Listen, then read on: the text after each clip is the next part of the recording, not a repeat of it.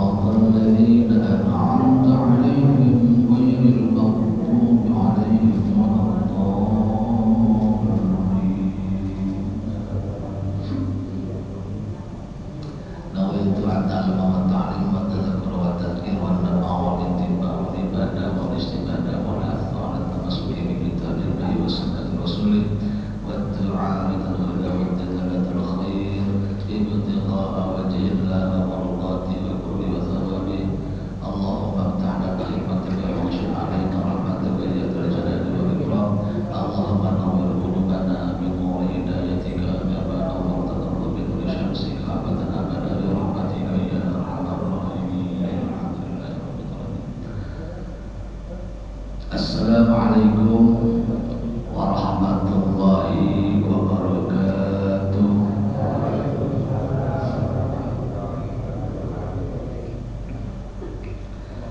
Alhamdulillahirabbil alamin wa bihi nasta'in ala umuri dunya waddin. Wassalatu wassalamu ala asrofil mursalin sayyidina wa maulana Muhammadin wa ala alihi wa sahbihi ajma'in, amma ba'd. Qala Allah ta'ala, ya ayyuhalladzina amanu taqullaha haqqa tuqatih wa la tamutunna illa wa antum muslimun.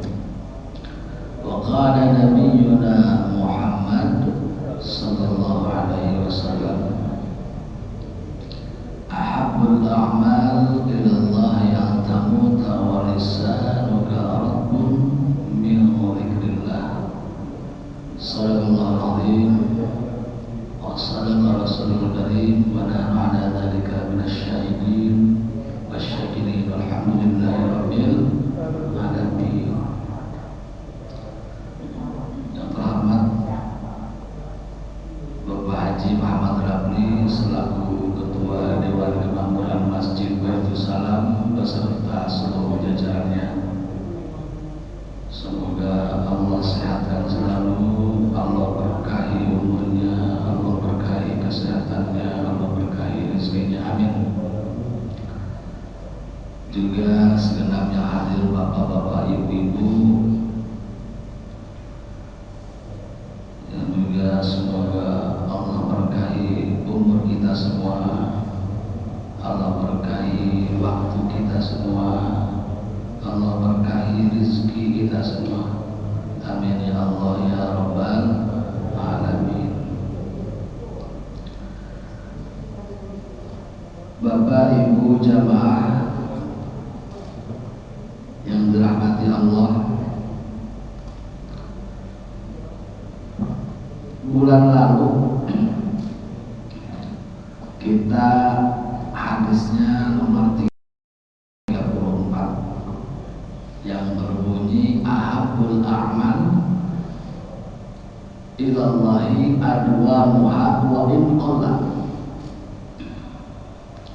Amalan yang paling dicintai oleh Allah adalah amalan yang rutin. Wa in qalla, walaupun amalan rutin itu, amalan yang dirutinkan itu sebentar, walaupun sesaat, walaupun sedikit, ya. Jadi kita sepakat ya, amalan yang paling dicintai Allah itu amalan yang dirutinkan atau berkesinambungan, berkelanjutan terus menerus.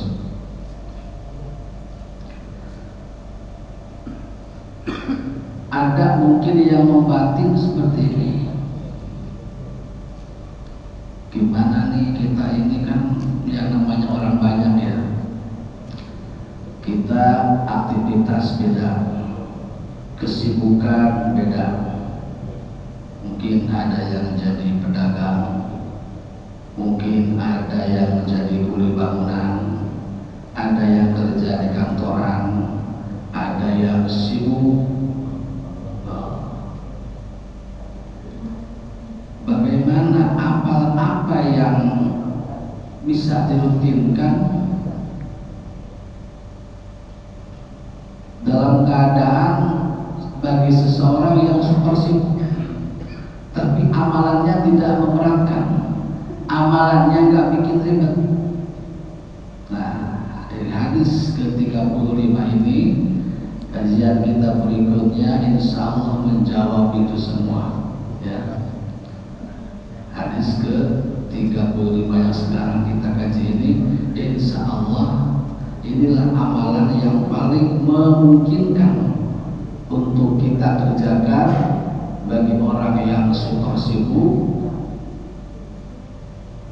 secara terus menerus. Insya Allah bisa kita lakukan, tidak bikin ribet, bahkan tidak memerlukan biaya, bahkan juga bisa dilakukan saat kita berwudu ataupun sedang berhadas. Jadi ini amalan gak ribet. Nah, mana bunyi hadisnya? Bismillahirrahmanirrahim. Ahabul a'mal ilallahi an tamuta wa lisanuka rabbun min dzikrillah.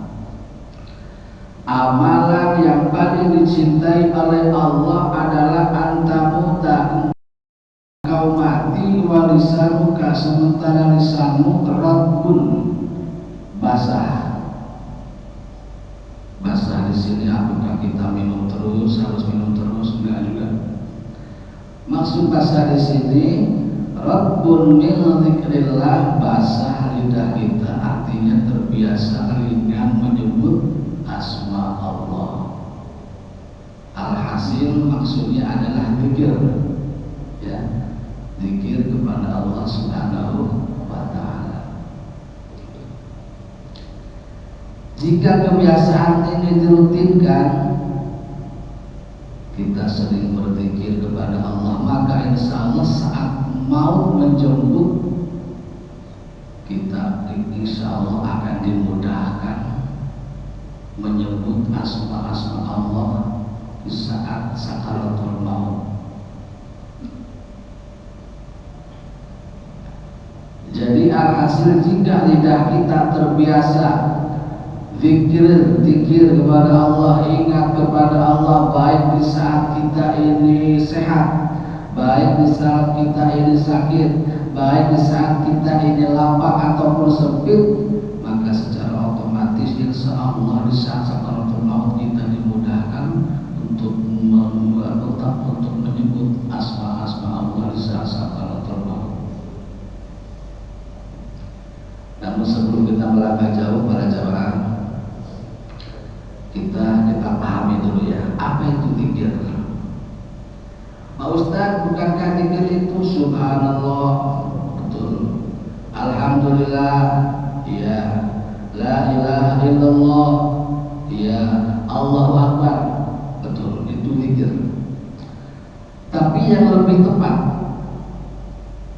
yang namanya zikir adalah mengingat, menyebut, mengingat, menjaga dalam ingatan kita. Jadi tidak sekedar aktivitas lisan kita baca subhanallah, subhanallah, subhanallah, subhanallah. Kadang-kadang ada kita baca tasbih, tapi pikiran kita melayang. Betul ya? Kita baca Allahu Akbar, Allahu Akbar, tapi hati kita nggak ingat. Jadi sekedar ucapan aja. Makanya yang lebih tepat adalah yang disebut zikir selain aktivitas lisan, kita hadirkan Allah dalam pikiran dan hati kita. Merasakan kehadiran Allah itu dekat dalam hidup kita. Itu zikir. Makanya kalau ada orang marah-marah, kalau ada orang yang emosi sedang memuncak, sedang naik pitam, itu diingatkan apa? Ingat istighfar, istighfar, nyebut banyak. Ya. Apa maksudnya? Dia ngingetin supaya yang marah itu cepat-cepat reda. Hadirkan Allah dalam hatinya supaya marahnya itu bisa dikontrol gitu. Jadi ketika di sekitar kita marah, kemudian ada yang mengingatkan istighfar, nyebut. Nah, mereka sebenarnya sedang membantu atau menuntun orang yang marah itu supaya tidak jadi marahnya, supaya jadi orang yang kuat. Kuat menurut siapa?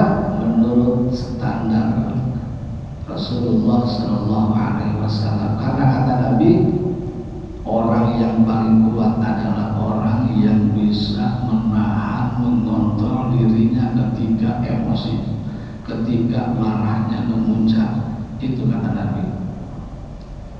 Juga kata Nabi, la taghdab walakal jannah, janganlah engkau marah, walakal jannah, maka bagimu surga.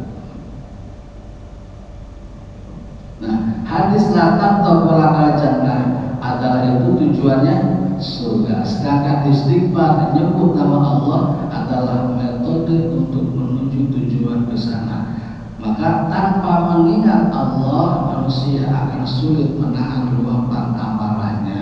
Makanya ketika ada orang marah-marah, naik pitam, ya, tidak terkontrol kondisi kemarahannya, maka kita ingatkan istighfar, nyebut. Itulah rahasianya. Jadi zikir tidak terbatas pada kita duduk di atas sejadah di masjid kemudian putar tasbih. Ya, tidak sesempit itu maknanya. Malah para ulama menjelaskan Kita ini duduk di majelis ilmu, menuntut ilmu di pesantren, baca Quran, kemudian menghindari larangan Allah karena ingat kepada Allah, mengendalikan emosi marah karena ingat sabda Nabi, itu pun termasuk dalam kategori zikir, dalam kategori zikir kepada Allah Subhanahu wa ta'ala.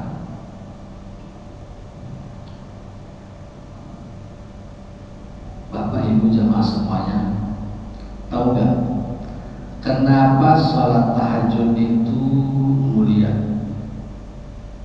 Kenapa sholat tahajud itu istimewa?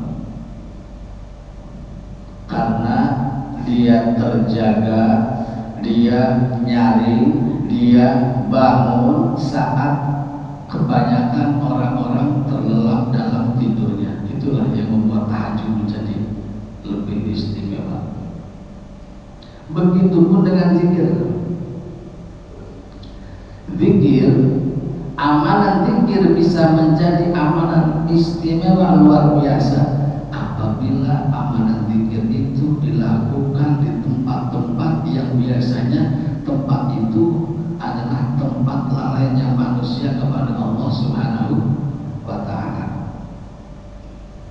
Alhasil, zikir bisa menjadi amalan istimewa yang luar biasa saat dilakukan di tempat-tempat yang penuh kelalaian. Artinya biasanya di tempat-tempat itu manusia biasanya lupa sama Allah. Nah, zikir itu bisa menjadi amalan istimewa kalau di tempat itu ada orang yang ingat sama Allah, zikir kepada Allah. Jadi memang ada ya tempat-tempat yang menjadi pusat kelalaian karena pikiran orang itu terkuras habis oleh duniawi, urusan duniawi, misalkan oleh hiburan di sana tempat itu. Apa saja diantaranya? Tempat-tempat yang biasanya manusia lupa sama Allah. Satu, pasar, pasar. Saat orang sibuk tawar menawar dagangan, sibuk dengan dunianya, lalu kita masuk ke pasar, kita zikir kepada Allah, ingat sama Allah. Bahkan sebelum masuk pasar kita berdoa, Allahumma inni as'aluka khairaha wa khaira ma fiha wa na'udzu bika min syarriha wa syarri ma fiha. Maka kita termasuk, kalau istilah pohonnya, mungkin pohon itu paling hijau, paling segar, paling ranum di antara hutan yang kering kerontang. Yang kedua, tempat yang biasanya manusia lupa sama Allah, apa? Terminal, bandara, ruang tunggu rumah sakit, puskesmas, kendaraan umum, angkot, bus, terminal, stasiun. Ya, itu di tempat-tempat yang biasanya banyak orang yang lalai sama Allah, lupa sama Allah. Jadi kayaknya kalau begitu lihat ada orang di pertandingan, entah lihat pertandingan tinju atau bola, ada orang yang jikiran, wah itu kayaknya dianggap aneh sekali ya. Begitu juga di media sosial. Jadi ada memang tempat-tempat yang biasanya orang lalai sama Allah. Nah, para ulama mengatakan orang yang berzikir di tengah-tengah orang yang lalai itu ibarat pohon yang hijau di tengah-tengah hutan yang kering kerontang. Nah, maka pahala zikir di sini itu akan jauh lebih besar. Kenapa? Karena orang yang berzikir di saat itu dia sedang menjaga hubungannya dengan Allah di saat dunia sedang menarik perhatian, tapi dia tidak terpengaruh. Nah, jemaah semuanya, tempat-tempat orang yang lalai kita ucapkan nilainya bisa berkali-kali lipat, bisa berbobot dibanding saat kita mengucapkannya di dalam masjid. Kenapa? Karena di sana kita sedang melawan arus, ya. Di saat itu banyak kejadian-kejadian yang mencuri perhatian, tapi kita tidak terpengaruh, kita tetap ingat sama Allah, kita pikiran di tempat itu. Nah, di saat semua orang lupa, kemudian kita tetap untuk berusaha ingat sama Allah, itulah amalan yang mencuri perhatian Allah sehingga Allah mencintai amalan zikir tersebut. Gitu.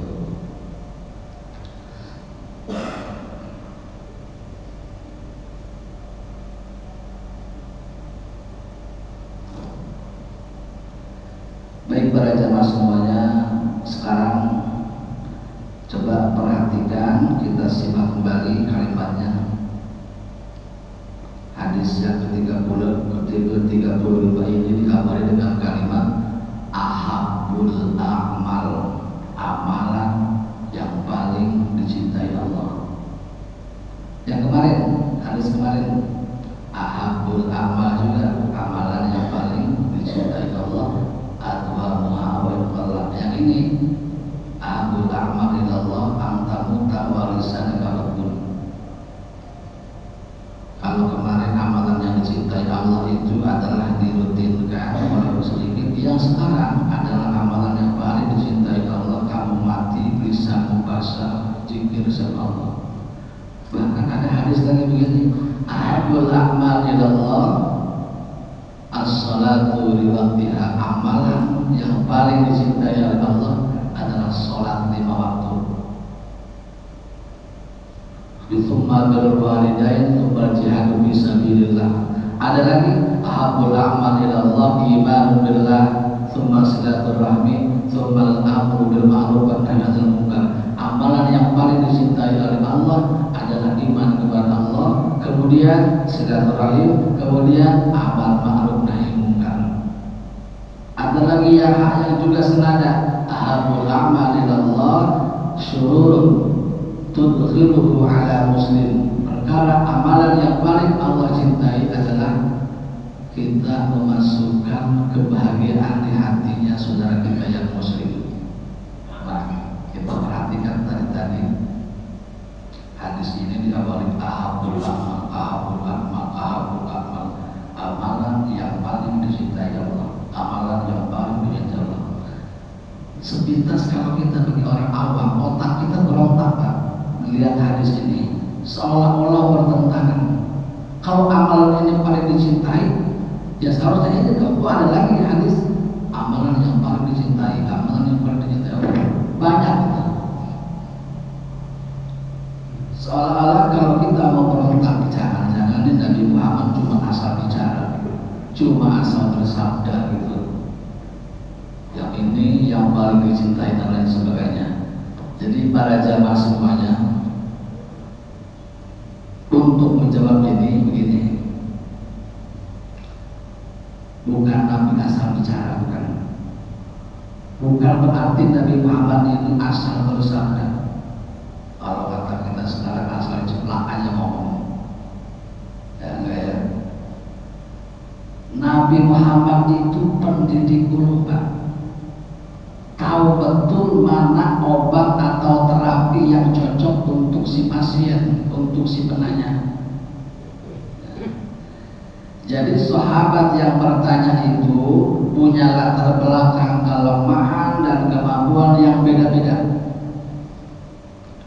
Nabi Muhammad menjawab pertanyaan, memberikan amalan yang paling prioritas untuk dilakukan si penanya, bukan menjawab amalan yang paling dicintai Allah secara mutlak dilakukan oleh umat manusia, bukan, tapi memberikan amalan yang paling prioritas untuk dilakukan oleh si penanya. Contoh ini, kalau ada sahabat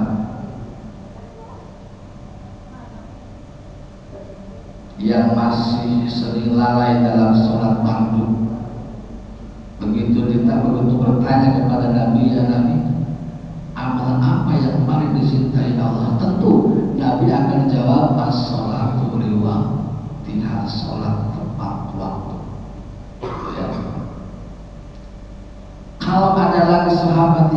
bertanya dengan pertanyaan yang sama, tapi dijawab dengan jawaban yang beda sama Nabi. Itu karena kondisi yang nanya itu beda.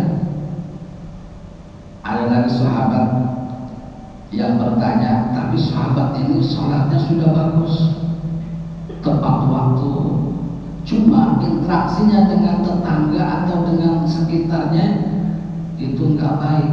Maka ketika dia bertanya, ya Rasul, amalan apa yang paling dicintai oleh Allah? Maka Rasul akan jawab, berbuat baiklah terhadap tetangga. Karena sholatnya udah bagus. Nanti ya, paham ya? Nah, contoh ketika misalkan ada orang miskin datang kepada Nabi, ya Rasul, amalan apa sih yang paling dicintai oleh Allah? Nabi tahu kondisi sahabat yang bertanya ini, sholatnya sudah bagus, interaksi sosialnya sama sesama muslim sudah baik, tapi dia ini miskin. Maka jawab Nabi tentu, amalan yang paling dicintai oleh Allah adalah zikir atau puasa sunnah. Ya. Kenapa? Karena untuk mengejar amalannya orang-orang kaya. Orang kaya kan bisa sedekah, dia nggak bisa, maka kejar dengan amalan yang lain. Makanya Nabi jawabnya akan menjawab dengan jawaban yang lain. Seperti itu ya. Jadi Nabi Muhammad itu tidak akan membebani seseorang yang bertanya.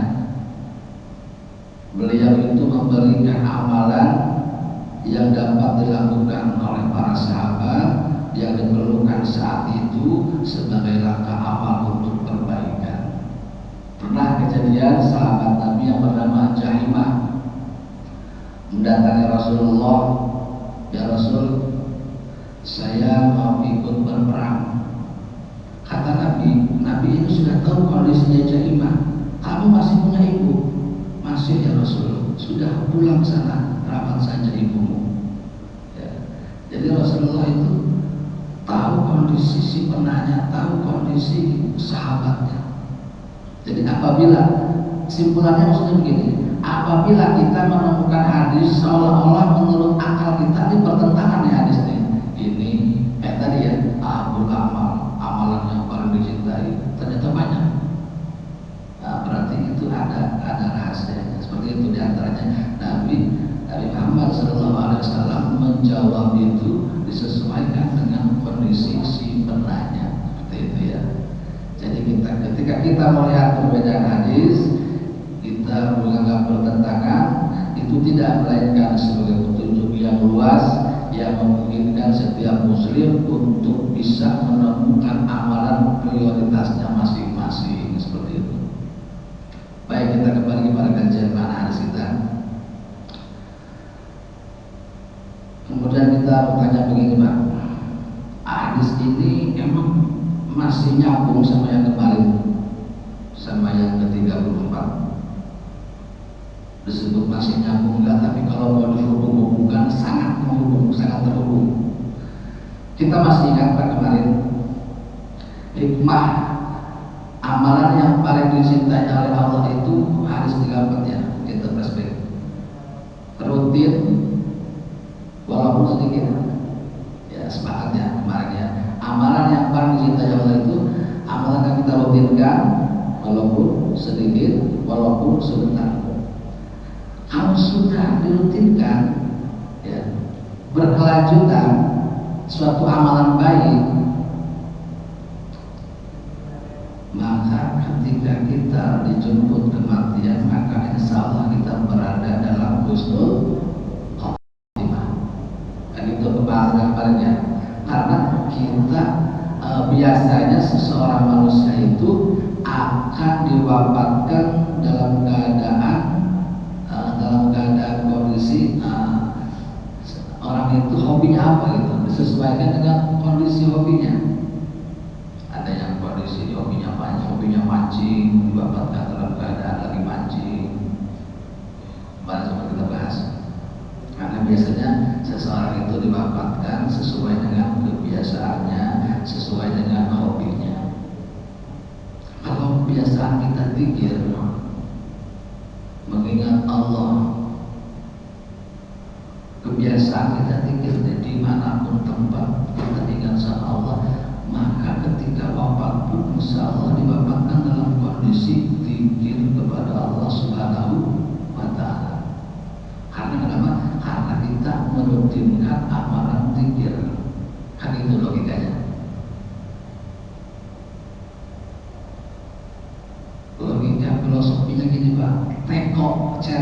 corong, nah, tahu ya teko ya, itu hanya akan mengeluarkan isinya. Lisan kita ini seperti teko. Apa yang diisikan ke dalam teko itu, itulah yang akan ditumpahkan ketika teko itu miring atau diguncang atau terguncang. Misalkan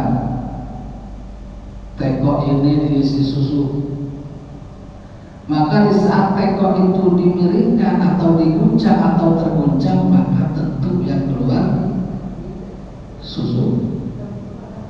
Kalau teko itu diisi madu, maka ketika teko itu dimiringkan, diguncang-guncang ataupun terguncang, maka yang keluar madu. Bahkan teko itu kalau diisi racun, maka ketika teko itu dimiringkan atau diguncang atau terguncang-guncang, maka yang keluar adalah racun. Nah, kematian itu Pak adalah guncangan terdahsyat. Jika hidup kita diisi oleh zikir, sering berzikir kepada Allah, kita isi hati kita, pikiran kita dengan zikir, maka saat kita ini diguncang dengan sakaratul maut, maka yang tumpah dari bibir kita adalah zikir. Ya, nyampe ya, habis itu ya. Kenapa? Karena kisah kita terbiasa dengan berzikir kepada Allah. Kalau kita membiasakan zikir, membiasakan diri selalu berzikir kepada Allah, maka insya Allah ketika kita diwafatkan, kita dimudahkan untuk mengucap asma-asma Allah. Jadi husnul khotimah itu bukan keberuntungan, bukan keberuntungan tanpa alasan, bukan keberuntungan tanpa sebab. Husnul khotimah adalah hasil mudawamah yang konsisten yang kita lakukan sehari-hari bertahun-tahun. Karena begitulah manusia, tubuh dan lisan kita ini ibarat corong, ibarat teko, Pak. Yang namanya hati ini, apa yang kita isi ke dalam hati kita setiap hari melalui pikiran, melalui tontonan, melalui pendengaran, melalui ucapan yang biasa kita sering ucap, selalu tontonan yang sering kita tonton, pendengaran yang sering kita dengar setiap hari, itulah yang akan tumpah keluar saat kita diguncang oleh sakaratul maut. Dan satu hal yang harus digarisbawahi Bapak Ibu, husnul khotimah itu bukan acting, ya. Gak bisa kita acting husnul khotimah, gak bisa. Saat sakaratul maut kita mau acting nih biar kelihatan husnul khotimah, gak bisa. Husnul khotimah itu refleksi iman. Di dunia ini kita mungkin bisa bersandiwara, bisa seolah-olah soleh di mata orang, kita poles bibir kita dengan ayat Quran, dengan hadis, dengan nasihat-nasihat bijak, kita poles pakaian kita dengan pakaian-pakaian busana muslim, muslimah, pakai kerudung, pakai peci, agar terlihat bagus di mata orang. Tapi mohon maaf, ketika sakaratul maut datang menjemput, seluruh topeng itu runtuh, Pak. Sakaratul maut itu dahsyat, momen yang sangat dahsyat. Rasa sakitnya itu mencabut kesadaran logika kita.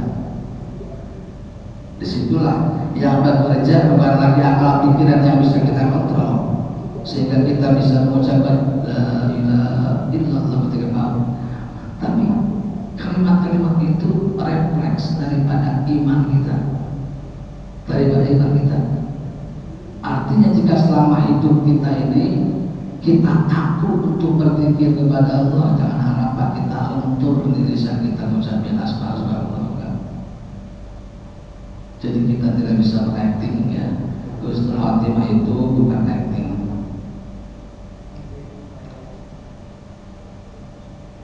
Ada kisah orang itu terbiasa berzikir, ini salah satu hikmah ya, betapa bekerjanya hadis ini apabila dilakukan yang selalu orang berpikir. Ada ketika ada bapak-bapak tua salat di belakang imam, ketika imam ini selesai lagi pikiran, si bapak ini yang di belakang langsung ke depan menuju imam. Ya imam, tolong beritahu saya amalan yang memasukkan saya ke surga. Kata si bapak itu. Sang imam ini yang lagi zikir merasa terganggu, tapi si bapak tua ini bersikeras, ya imam, tolong berikan saya amalan yang memasukkan saya ke surga. Karena ngotot ya jemaahnya, sang imam kemudian berbisik ke telinganya, qala Nabi sallallahu alaihi wasallam, kalimatani habibatani ila rahman, khabibatani ala lisan, sabilatani ala mizan. Kata Nabi, ada dua kalimat. Kalimat itu dicintai oleh Allah, di lisan kita ringan untuk diucapkan, tapi berat dalam timbangan kita nanti di akhirat. Apa? Subhanallah wa bihamdihi subhanallahil azim. Ya imam, tolong ulangi. Diulangi sama imam sampai si bapak tua itu hafal ya, hadis itu. Itu ketemu siapapun setelah hafal hadis itu, si bapak tua itu pasti menyampaikan hadis itu. Saat kondangan ketemu temannya, qala Nabi sallallahu alaihi wasallam kalimatani habibatani ala habibatani ila rahman, habibatani ala lisan, sakilatani ala mizan, subhanallah wa bihamdihi subhanallahil azim.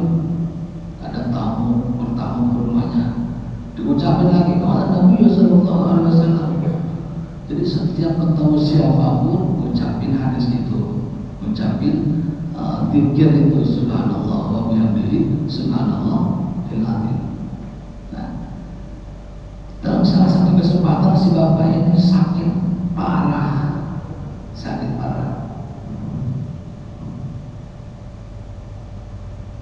dirawat di rumah sakit.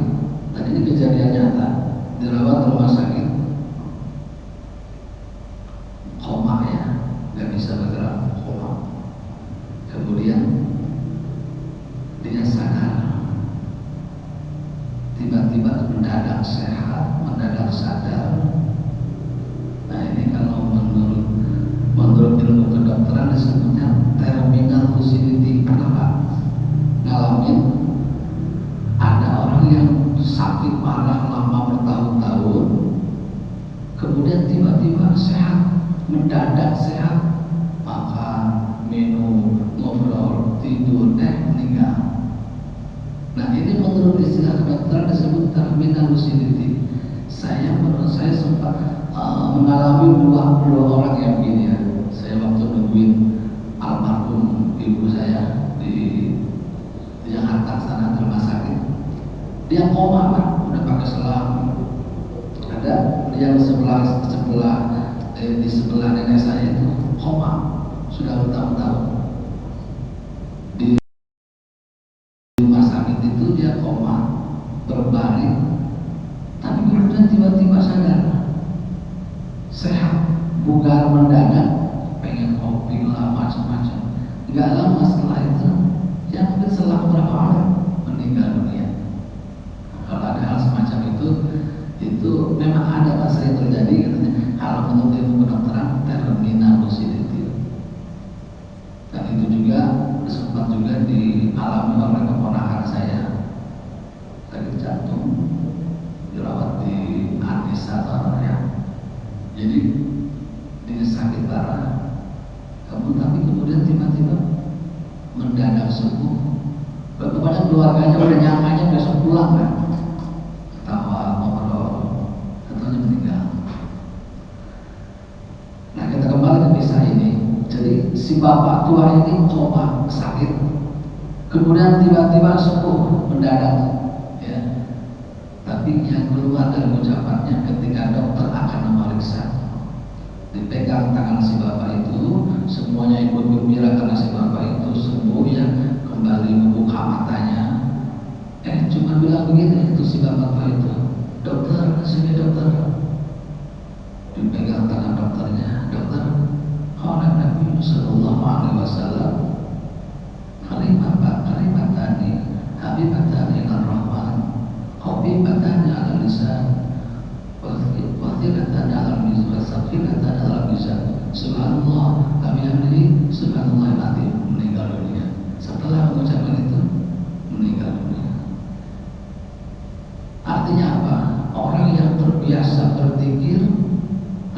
imannya pun ketika sakaratul maut adalah zikir kepada Allah Subhanahu wa Ta'ala.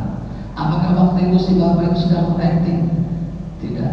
Itu adalah pacaran yang sudah dia hasil mudawamah konsisten sehari-hari, dia selalu berzikir kepada Allah Subhanahu wa Ta'ala.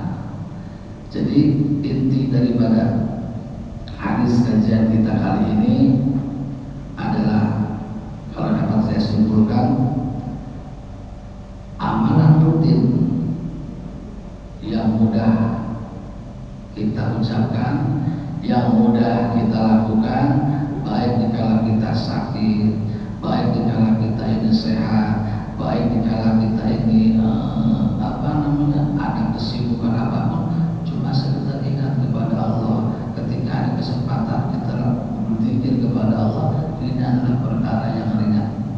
Dan kata Nabi, ini adalah amalan yang paling dicintai oleh Allah, yaitu apabila kamu mati tapi lisanmu basah menyebut asma Allah.